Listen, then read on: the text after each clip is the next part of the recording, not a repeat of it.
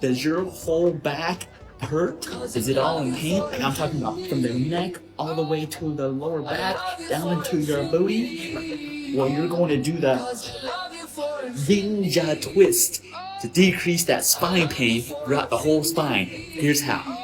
Now, if you have, let's say, the mid-back is going to be this joint right here, So you can do the ninja twist here.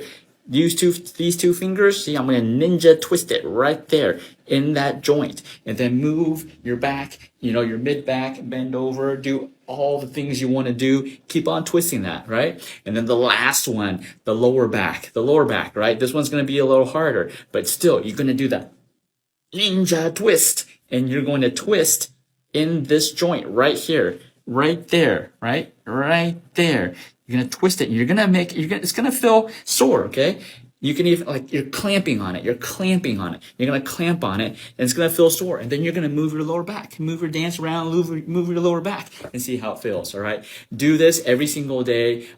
You can switch fingers. Each finger has all these same joints. You can switch finger if one finger gets too sore, all right?